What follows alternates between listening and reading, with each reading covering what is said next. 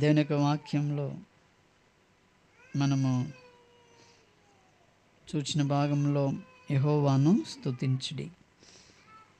మరి యెహోవాను స్తుతించుట అదెంతో ఈ లోకంలో శ్రేష్టమైనటువంటిది, ఉన్నతమైనటువంటిది. అది మనకెంతో ప్రియమైనదిగా కూడా ఉండి మనం ఆయనను స్తుతిస్తూ రావాలి. కారణం ఏంటంటే దేవుని యొక్క వాక్యంలో చూసాము. మరి దావీదు చెప్తూ ఉంటున్నాడు, ఆకాశములు, మరి ఉన్నత స్థలములు, ఆ తర్వాత దూతలు, సైన్యములు, సూర్యచంద్ర నక్షత్రములు, కాంతిగల నక్షత్రములు, పరమాకాశము. సో ఇవన్నీ కూడా ఇవన్నీ ఆజ్ఞేయగా అవి పుట్టినవి. ఆయన ఆజ్ఞ ద్వారా మరి అవి పుట్టినాయి. కాబట్టి మనము వాటిని స్తుతించండి అని చెప్పి దావీదు మరి తెలియజేస్తూ ఉంటున్నాడు. అయితే దేవుణ్ణి స్తుతించుట అనేది మనకెంతో మరి ప్రియమైనదిగా, ఎంతో ఉన్నతమైనదిగా, మనల్ని స్తుతించడానికి దేవుడు కూడా మనల్ని ఏర్పరచుకున్నాడు.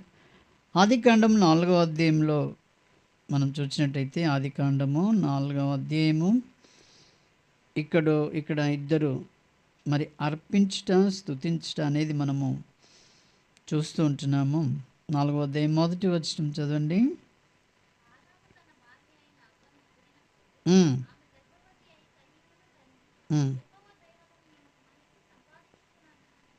చాలు. యెహోవా దయ వలననే ఒక మనుషుణ్ణి కొన్నానని మరి చెప్తుంది. ఒక మనుషుడి లోకంలో జన్మించినాడు. ఆయన యొక్క దయ వలన వారు మరి జన్మించినటువంటి వారిలో మరి ఇద్దరు జన్మించినారు. వారిలో 2వ వచనం,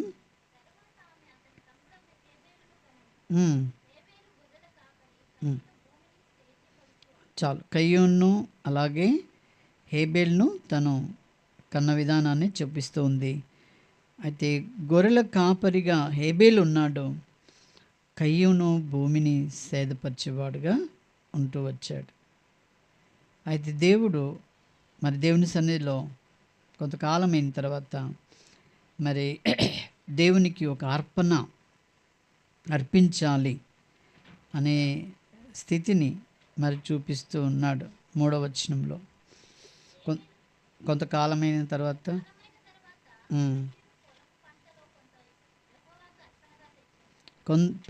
తన పొలంలో ఎందుకంటే ఆయన చేసే పని ఏంటంటే భూమిని సేద్యపరిచేవాడు.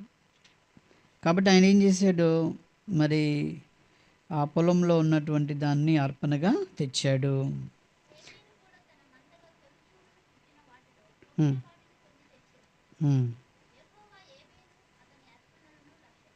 చాలు. మరి హేబెల్ కూడా అర్పణ తెచ్చాడు, బలి అర్పణగా తెచ్చాడు.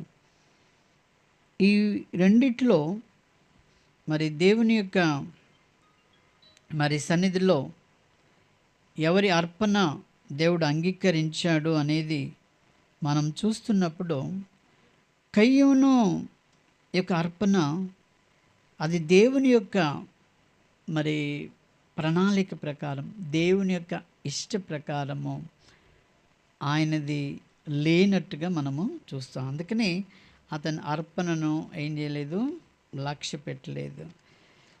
చూడండి, హెబ్రీలకు రాసిన పత్రిక,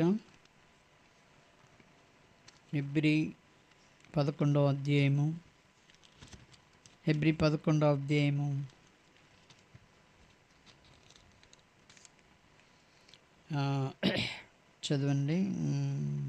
4వ వచనం. హెబ్రీ 11:4. చాలు. విశ్వాసమును బట్టి హేబేలు కయ్యూను కంటే ఏం చేశాడు, శ్రేష్టమైన బలి దేవునికి అర్పించినాడు. సో దేవుడు అతని అర్పణను అంగీకరించినాడు. మరి హేబేలు ఎలాగూ దీన్ని మరి అర్పించినప్పుడు దేవుడు ఎలాగో దీన్ని అంగీకరించాడు అనేది మనం చూసినట్టయితే నిర్గమాకాండం చూడండి, హేబేలు యొక్క అర్పణను దేవుడు ఎందుకు అంగీకరించాడు అనేది మనం చూసినట్టయితే చూడండి, నిర్గమకాండము 12వ అధ్యాయము 1వ వచనం చదవండి.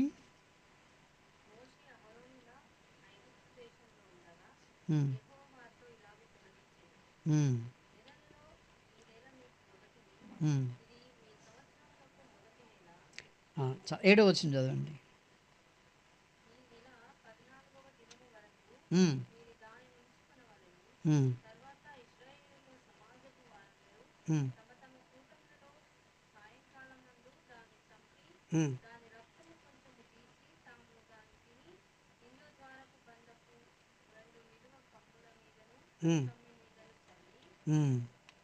చాలు, అక్కడ చాలు. అయితే ఇక్కడ ఏమంటుందంటే ఈ మరి హేబేలు యొక్క బలి అర్పణలో దేవుడు సెలవిచ్చినటువంటి విధానంలో మరి హేబేలు అర్పిస్తున్నాడు. హేబేల్ మరి దేవుని యొక్క అర్పణ ఏంటంటే మరి రక్తము చిందించబడుట, మరి ఆ రక్తము తిరిగి వారి ఇండ్ల ద్వారా నిలువు కమ్మిల మీద మరి మరి రాయడము అనగా రుద్దడం మనం చూస్తూ ఉంటాం. ద్వారకముల మీద నిలువు, పైన కమ్మిల మీద చల్లి అని చూస్తూ ఉంటున్నాం. ఎందుకు ఇదంటే మరి మనకు తెలుసు, ఎవరిని చంపడానికి సంహార దూత వస్తుందండి?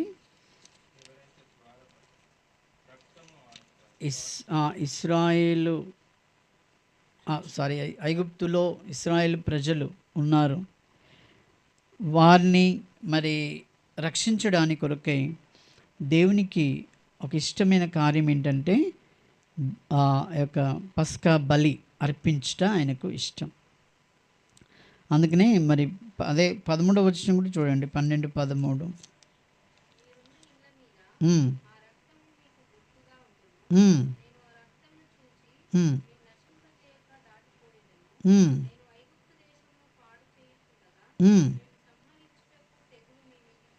చాలు, తెగుళ్ళు లేకపోతే నశించిపోవడం ఇవన్నీ కూడా మీ మీదికి రాకుండా ఉండడానికి కొరకై నేను మరి ఈ యొక్క కట్టడ పెట్టాను, దీనిని మీరు చేయాలని అది చెప్పినప్పుడు మరి ఆయన మరి హేబేల్ ఏం చేసిందంటే దాని దగ్గర ఏముందండి? 4వ వచనం 4:4లో తన దగ్గర ఉన్నటువంటి క్రొవ్విన వాటిని కొన్ని తెచ్చి యెహోవా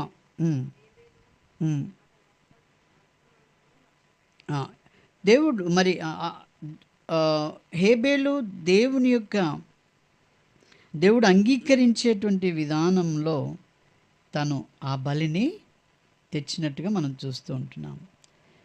దేవునికి అది అలాంటిదే కావాలి. చూడండి, లేవీలు కూడా అదే చెప్తాడు. లేవీలు 1వ అధ్యాయము, లేవికాండము 1వ అధ్యాయము 5వ వచనం.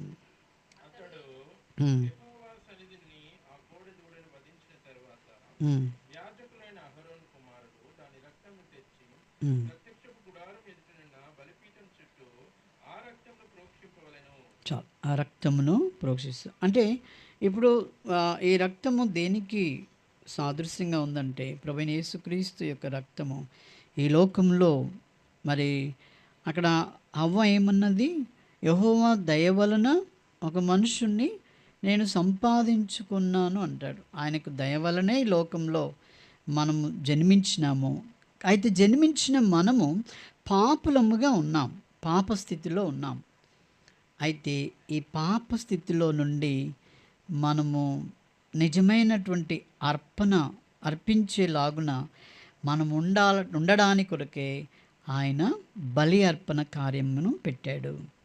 ఈ బలి ద్వారా నేను మిమ్మల్ని మరి అంగీకరిస్తానని చెప్తూ వచ్చాడు. కాబట్టి ఎందుకంటే ప్రభువైన యేసుక్రీస్తు రక్తము మరి ఏం చేస్తుందండి? ప్రతి పాపములను కడిగి మనల్ని పవిత్రంగా చేస్తుంది. యేసుక్రీస్తు రక్తము మనల్ని ఏం చేస్తుందండి? మనల్ని కడిగి పవిత్రులుగా చేసింది. హేబేలు ఈ యొక్క బలిని ఆయన మరి అర్పించుతూ వచ్చాడు. ఎందుకంటే తన పాపములకు ప్రాయచిత్తమై ఉండేటువంటి దేవుడు అంగీకరించేటువంటి విధానము ఇది అని హేబేలు స్పష్టంగా గ్రహించిన వాడుగా ఉండి తన పాపంలో ఒప్పుకొని మరి దేవుని సన్నిధిలో పరిశుద్ధమైన అర్పణను అర్పిస్తూ వచ్చాడు. ఇప్పుడు 5వ వచనం చూడండి, 4:5 ఆదికాండము.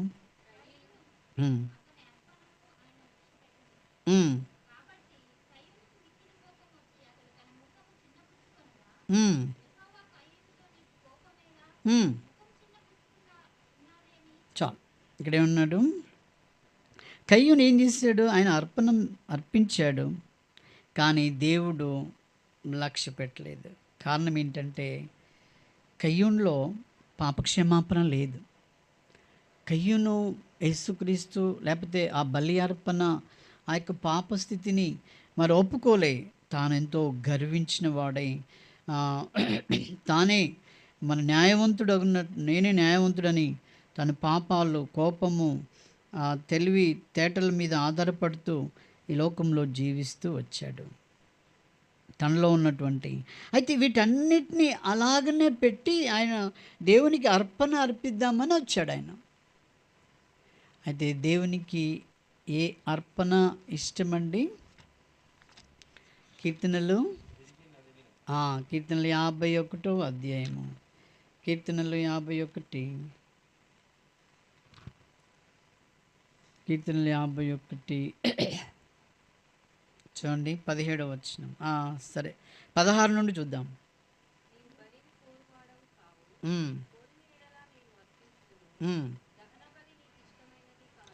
అక్కడ దేవుడు మరి ఆ ఇద్దరి అర్పణలు మనం చూసినట్టయితే మరి ఆ బలిని ఆయన కోరేటువంటి ఆయనకు ఇష్టమైనటువంటి అర్పణ మరి లేని విధంగా మనం చూస్తూ ఉంటున్నాము. అయితే దేవునికి ఇష్టమైనటువంటిది ఏంటంటే 17వ వచనం,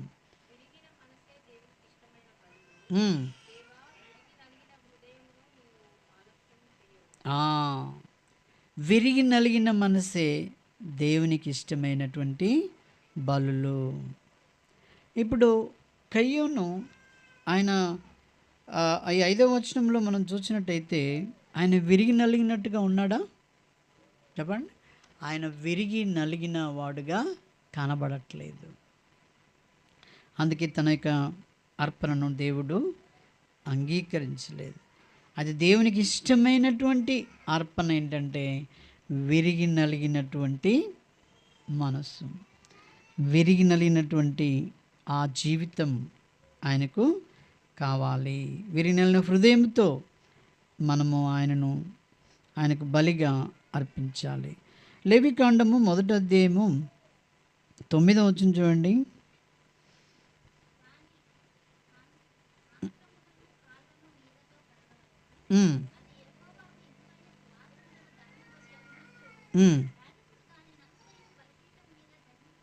చాలు, యెహోవాకు ఇంపైన సువాసన గల దహన బలి అగునట్లు అని చెప్తున్నాడు.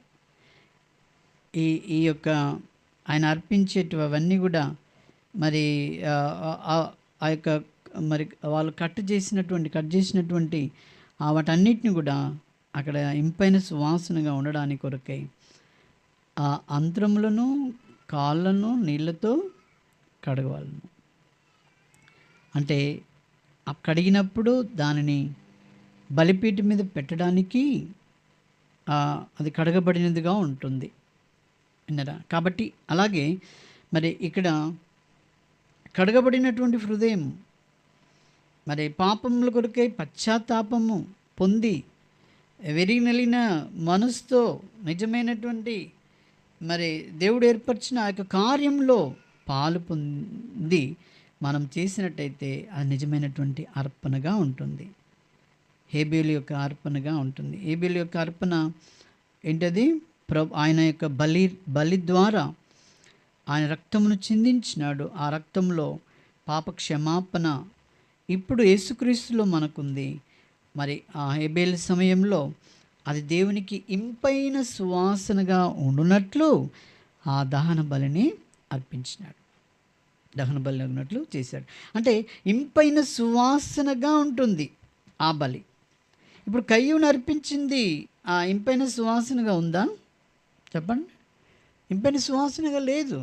అవన్నీ ఆయన మరి సేద్యం చేస్తున్నటువంటి ఆ కర్రెలు కడ్డ అవన్నీ కూడా అవి తీసుకొని వచ్చాడు.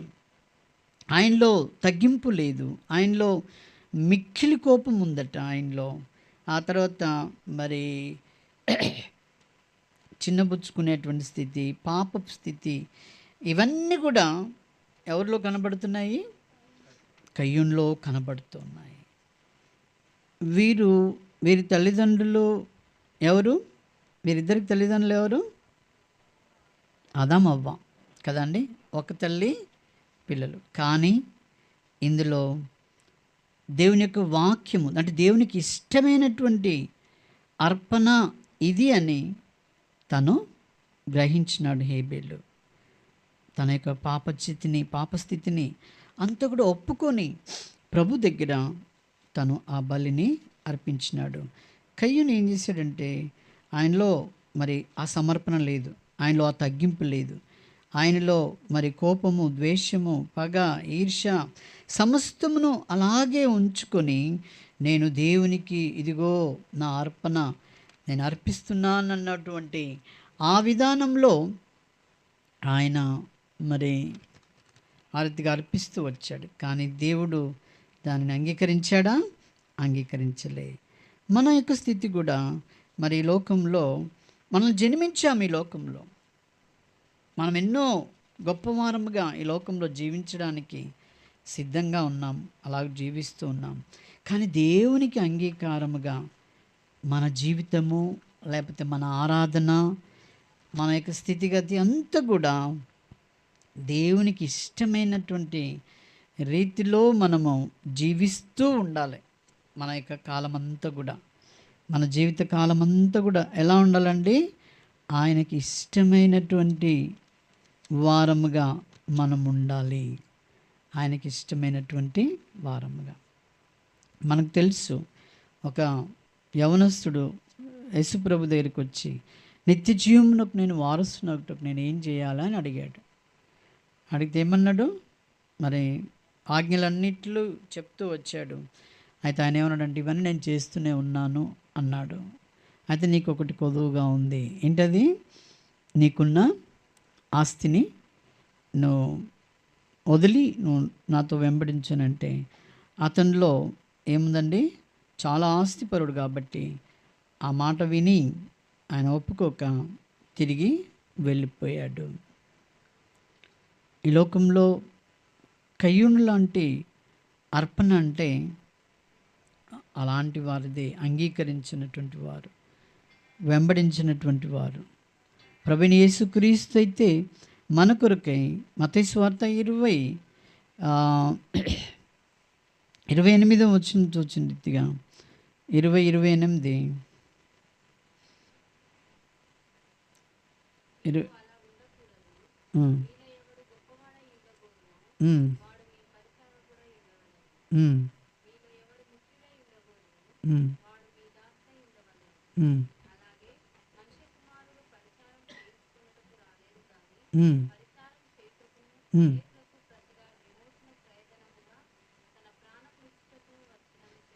చాలు. ఇక్కడ ఏం చేస్తున్నాడు? ప్రభువైన యేసుక్రీస్తు వారు పరిచారము చేయించుకొనుటకు రాలేదు. విన్నారండి? అయితే ఆయన ఏం చేయటకు వచ్చాడు?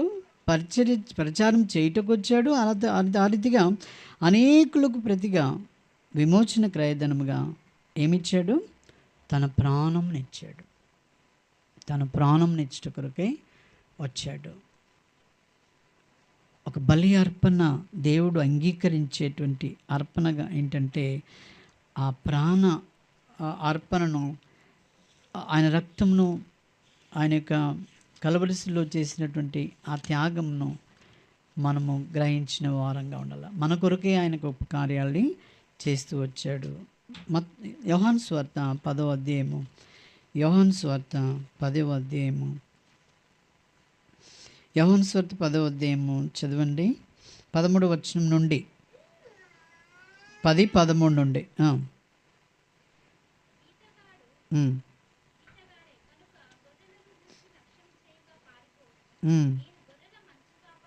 ఉమ్, ఉమ్,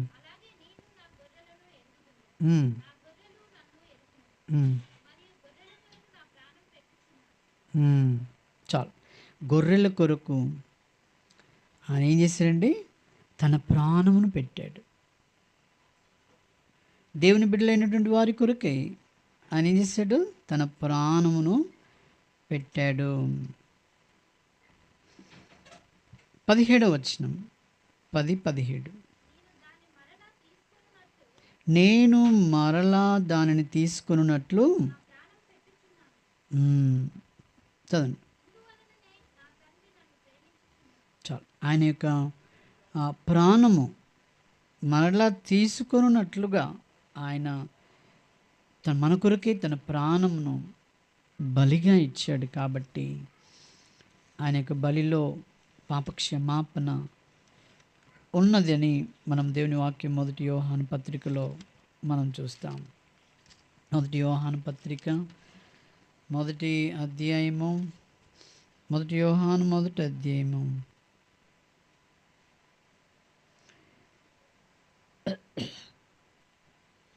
9వ వచనం చూడండి.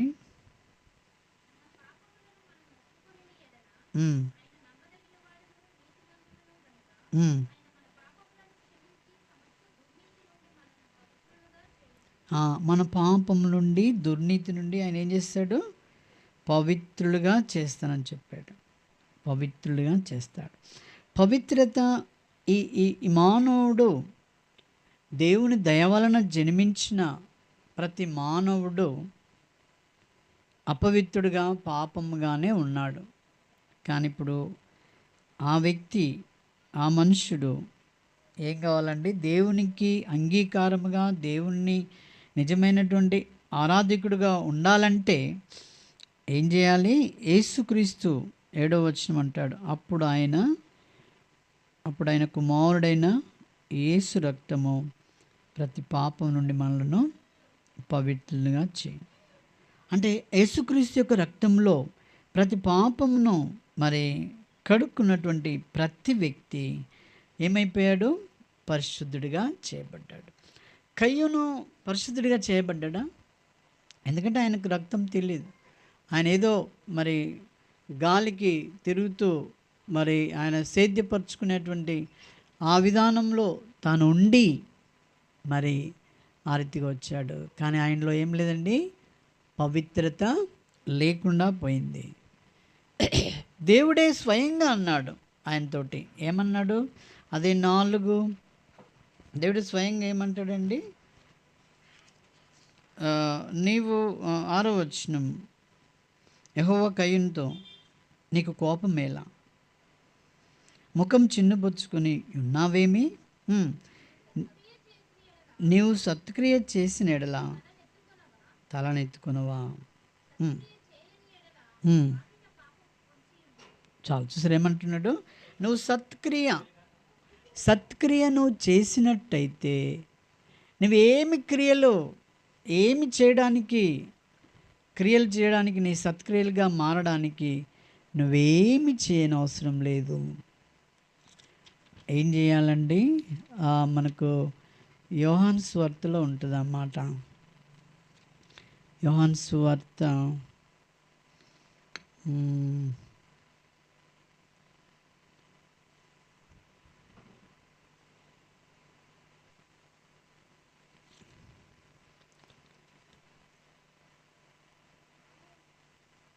ఆయనను ఈ లోకంలో మనము ఎరుగుటయే అవంటే యోహాను సువార్త 16 అనుకుంటాను, చూడండి. 16 లెక్క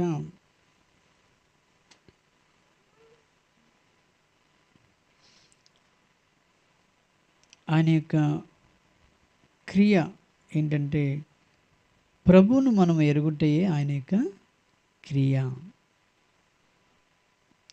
ఆయనలో మనము జీవించడానికి కొరకే ఆయన గొప్ప కార్యాన్ని చేస్తూ వచ్చాడు.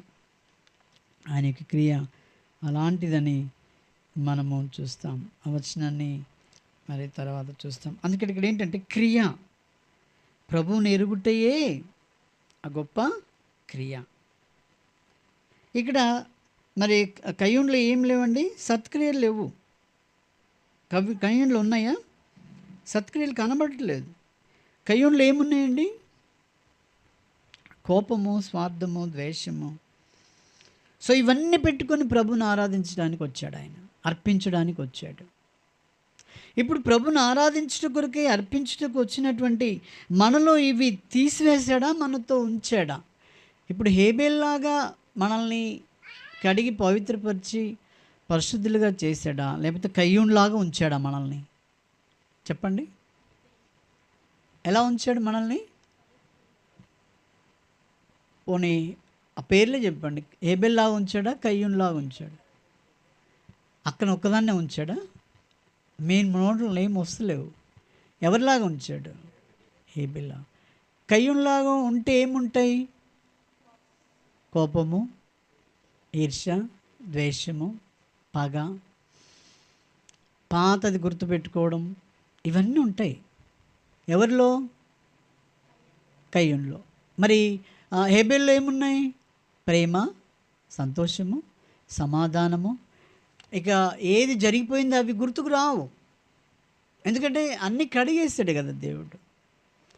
ఇప్పుడు నువ్వు ఆరాధించే ఆరాధికులము ఎలా ఆరాధన చేస్తున్నాము?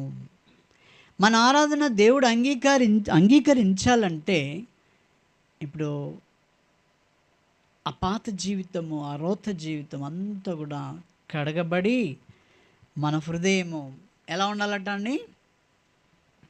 పరిశుద్ధమైన రీతిలో ఉండడానికి కొరకే అది చేశాడు. ఇంతకుముందు మనకు పాట పాడాం. ఆ పాటలో ఆ మాట ఉందండి. ఏదంటే, హృదయమర్పించెదము ప్రభునకు స్తుతి ప్రశంసలతో పరిశుద్ధులము చేరి. మనమందరం ఎవరు మాట? పాత పెట్టుకుంటే పరిశుద్ధులా, కడగబడినాయి అంటే పరిశుద్ధులా?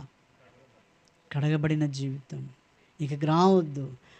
మంత్రం ఇంకొక పాటలో ఉంది, పాత సంగతులన్నీయు గతించి మరల రావుగా. ఒక నిజమైన ఆరాధికుడికి, ఒక నిజమైన విశ్వాసికి, ఒక నిజమైనటువంటి హేబేల్ లాంటి ఆ జీవితంతో జీవిస్తున్న వ్యక్తికి ఏమి రావండి? పాతవి రావు. పాత ఎక్కడ పోయినాయి? యేసుప్రభులో అవి వెళ్ళిపోయినాయి. ఇప్పుడు మన లైఫ్, మన యొక్క జీవితము ఎలాంటిది? క్రొత్తదైనటువంటి జీవితం ఉండాలి. అది ప్రభు మన యొక్క ఆరాధన, మన యొక్క నడవడి, మన యొక్క స్థితి అంతా కూడా అంగీకరించేటువంటి ఒక ఆరాధన సమయంలో ఆరాధన చేసిన అంగీకారం కాదు. నీ జీవితము, నీ నడక, నీ విధానము ఎక్కడున్నప్పటికీ కూడా మన జీవిత విధానము ఎలా ఉండాలండి? నేను పరిశుద్ధుడను, పాప క్షమాపణ పొందినవాడను, నాలో కోపం లేదు. ఏదో మీరు కోపగించండి, నన్ను చూసుకోండి మీరు అన్నట్టు ఉంటుందా? నువ్వు ఒక్కటంటే నేను రెండు అంట అన్నట్టే ఉంటాం. ఎట్లా విశ్వాసి, ఎట్లా ఆరాధన చేస్తాం మనం కదండి? ఎంత మరి కయ్యూని స్థితి కదా. కయ్యూని స్థితి వినడు కదా దేవుడు, అంగీకరించాడు కదా. నీలో కోపమేలా? నీ కోపాన్ని నేను కడిగాను కదా, నీ అసూయని నేను కడిగాను కదా, నీ పాత సంగతులు అన్నిటిని నేను కడిగాను కదా యేసుప్రభు అంటాడు. అట్టి నిజమైనటువంటి అర్పణ దేవునికి కావాలని కోరుతున్నాడు. వాటన్నిటి కొరకే మనము హృదయపూర్వకంగా ప్రభు దగ్గర మనం ఏం చేయాలండి? విరిగి నలిగిపోవాలా. ప్రభా, నేను ఒకప్పుడు కోపిష్టివాణ్ణి, ఒకప్పుడు నా నోరంతా కూడా చెడు మాటలతో నిండిపోయి ఉండేది, నా హృదయం అంతా కూడా చెడుతో ఉండేది. ప్రభువా, నన్ను నీ యొక్క రక్తంలో కడిగి పవిత్రపరిచావు. ఇప్పుడు నాలో ఏం లేదండి, ఏముండకూడదు? దేవునికి అయిష్టమైనవి ఏవి కూడా నీలో ఉండకూడదు. ఏదో ఆరాధన సమయంలో తీసేసి మళ్ళీ ఉంచుకోవడం కాదు.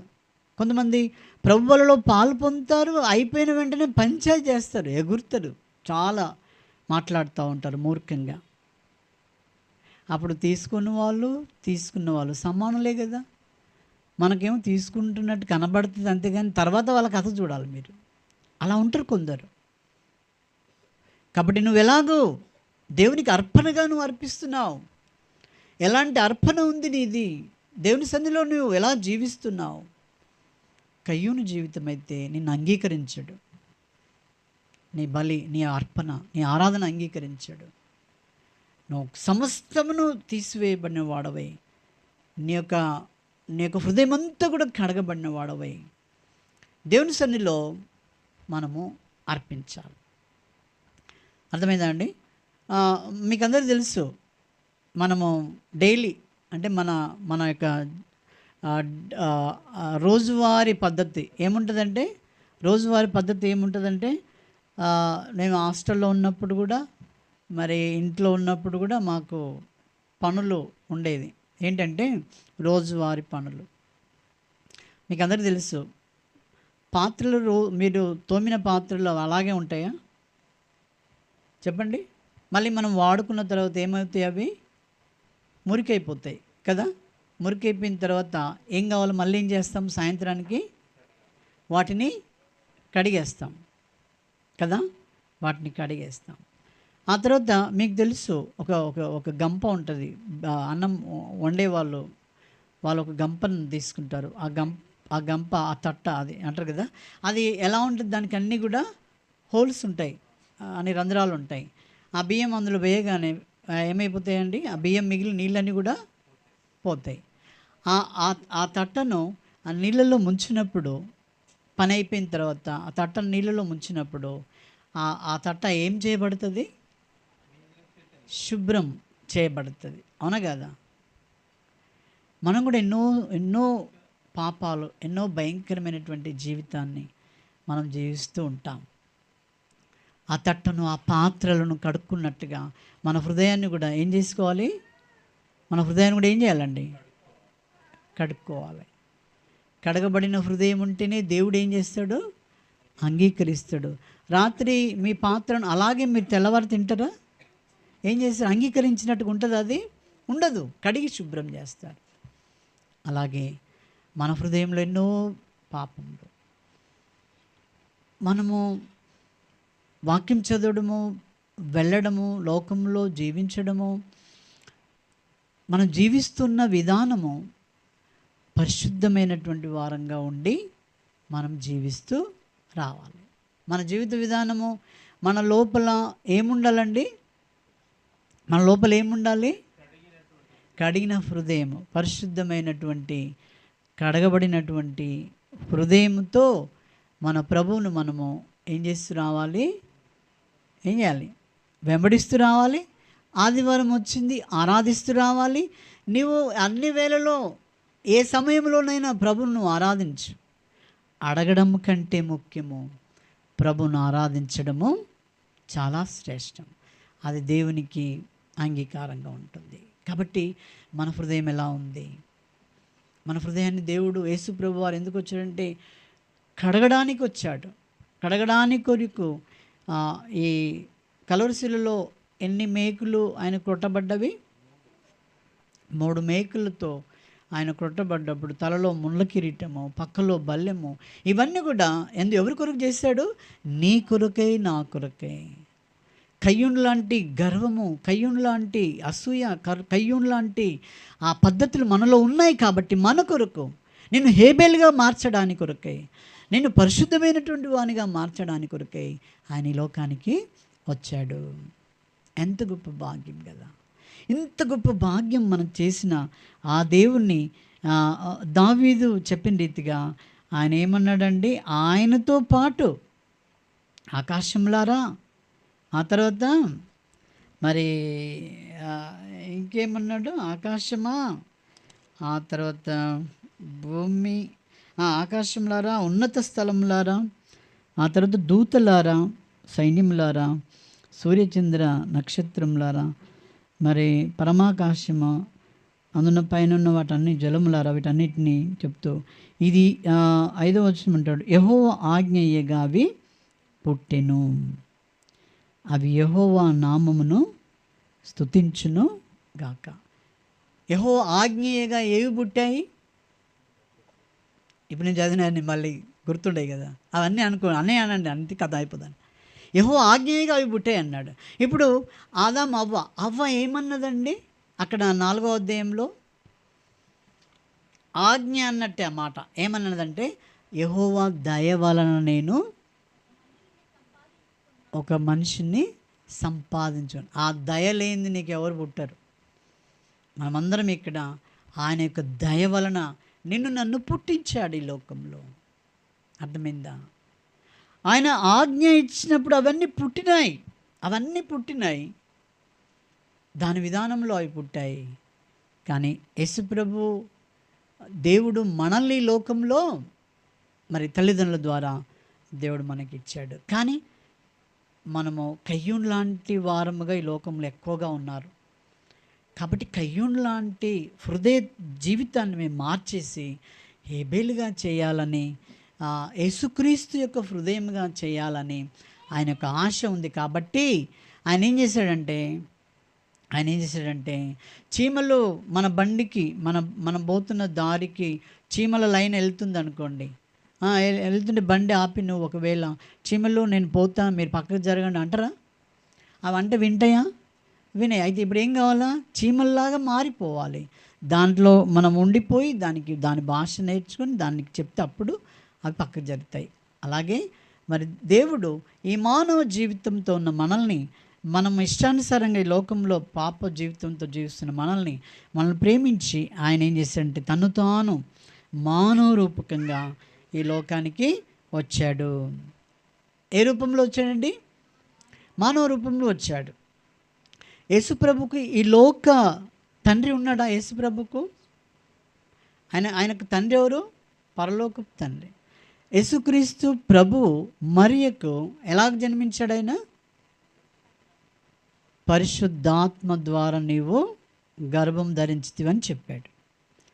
ఇప్పుడు యోసేపు తండ్రి కాదు, లోకరీతిగా తండ్రి ఉన్నాడు, ఆయన కాదు. కానీ ఆయన తండ్రి ఎవరు? దేవుని యొక్క తండ్రి ఎవరు? యేసుప్రభు తండ్రి, పరలోకపు తండ్రి ఆయనే. అందుకని అంటాడు చాలా చోట్ల, నా తండ్రి చిత్త ప్రకారం నేను చేయటకు వచ్చాను, నా తండ్రి సెలవిచ్చినట్టు నేను చేస్తూ వచ్చాను అని అంటాడు. ఎవరు? యేసుప్రభు అంటాడు. అలాగంటాడు కదా. అయితే మనం ఏమంటాం తెలుసా? మా నాయన చెప్పినట్టు నేను చేస్తూ ఉంటాం, మా అవ్వ చెప్పినట్టే చేస్తూ ఉంటాం. దేవుని మాట ఏ మాత్రం కూడా లెక్క చేయం. కానీ రేపోయాలో చచ్చిపోయే మా నాన్న గురించి ఆయన మాట వింటాం. కానీ నిరంతరము జీవించు దేవుని మాట వినం మనము. చెప్పండి, యథార్థంగా వింటున్నామా మనం? నీ తల్లిదండ్రులదే వింటున్నావా? వాళ్ళ ఆత్మీయులు అయితే వాళ్ళు సరిగా చెప్తారు. వాళ్ళ ఆత్మీయులు కాకపోతే, అంటే యేసుప్రభుని నమ్మకపోతే వారి యొక్క చెప్పేదంతా కూడా ఎలా ఉంటుందండి? కయ్యోని తల్లిదండ్రులు ఉన్నట్టుగా కయ్యోని జీవితం. కాబట్టి అట్టి స్థితిలో నుండి దేవుడు నన్ను ఏర్పరచుకొని తన బిడ్డగా చేసుకొని, మనమందరికి తెలుసు ఇప్పుడు నీకు నాకు ఎవరు తండ్రి? పరిశుద్ధులకు ఎవరు తండ్రి? దేవుడు. ఆయనే మనకు తండ్రి. మనం ఎన్నోసార్లు చెప్పుకున్నాం కదండి, మనకు ఎంతమంది తండ్రులు ఉన్నారు? 3. అది మీకు అది కండత ఉండిపోవాలి. ఇప్పుడు మనము యేసుప్రభుని నమ్మిన తర్వాత ఎవరి తండ్రి ఆజ్ఞలను నెరవేరుస్తూ ఈ లోకంలో జీవించాలి? చెప్పండి. పరలోకపు తండ్రి. నేర్చుకోండి, పరలోకపు తండ్రి అనండి. మన తండ్రి ఎవరు? పరలోకపు తండ్రి. ఎవరికి? యేసు రక్తంలో కడగబడిన వారికే. కయ్యూన్లాగా కోపము, ద్వేషము, అసూయ, పాతయన్ని గుర్తుపెట్టుకొని మళ్ళీ మనుషులను తిట్టడం చేయడం వాళ్ళకు కాదు. వాళ్ళంతా నశించిపోయేవారు, శాపగ్రస్తులు వాళ్ళు. కయ్యూనుకు శాపం వచ్చిందా? దీవెన వచ్చిందా? చెప్పండి. శాపం వచ్చింది. వాళ్ళు శాపగ్రస్తులు. కానీ నిన్ను శాపం నుండి ఏం చేశాడు? ఆశీర్వాదమునకు కర్తగా చేశాడు నిన్ను. సామెతల్లో ఉంటుంది, మనం ఆశీర్వాదమునకు కర్తలుగా చేశాడు దేవుడు. ఆశీర్వాదమును ఇచ్చాడు. ఇది ఇచ్చింది ఎవరు? మన పరలోకపు తండ్రి.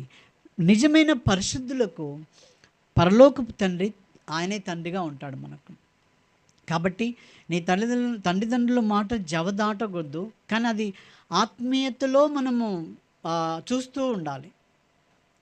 ఎలా ఉండాలండి?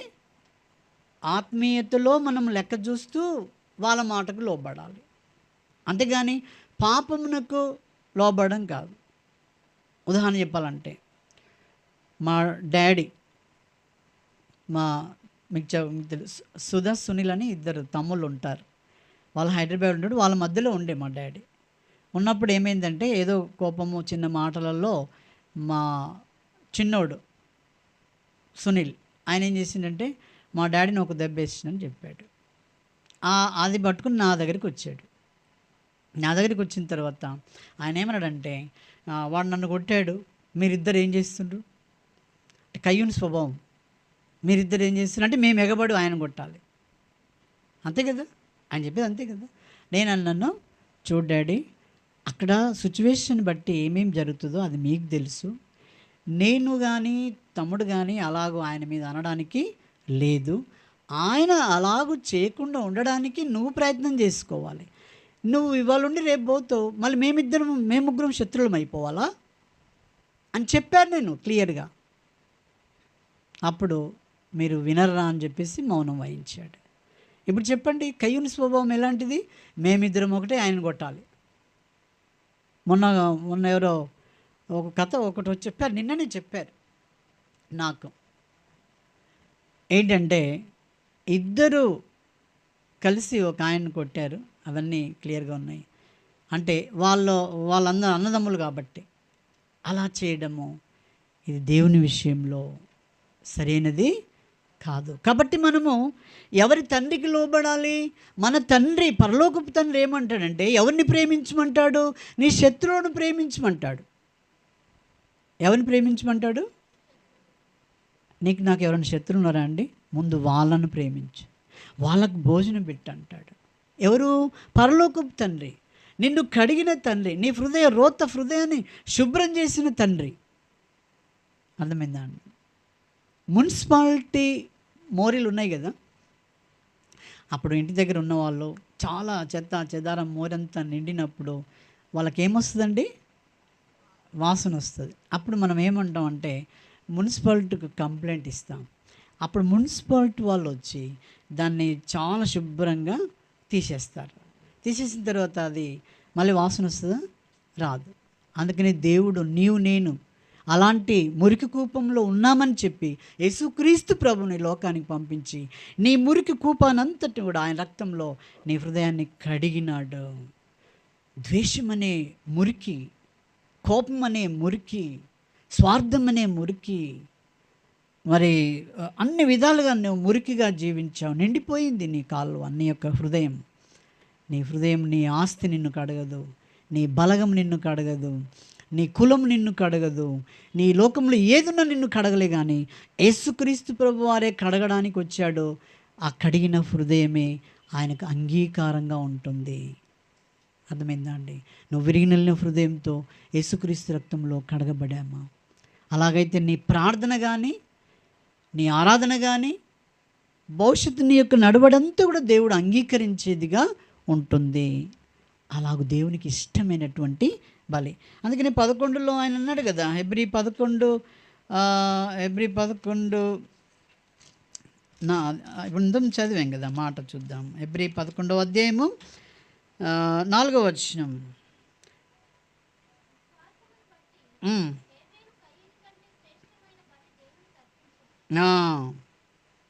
దేవుడు అతని అర్పణ గురించి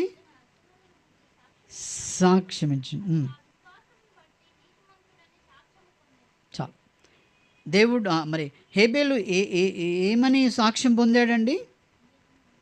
ఏమని సాక్ష్యం పొందాడు? వినలేదా? చదివిన వాళ్ళు మర్చిపోతే, కనీసం చదివిన వాళ్ళని టక్మని చెప్పాలి కదా. ఆ మాట వింటే నిజంగా కొంచెం వినండి. ఎంత కాసేపు విన్న తర్వాత మళ్ళీ మన పాట మనకే ఉంటుంది. వినండి కొంచెం.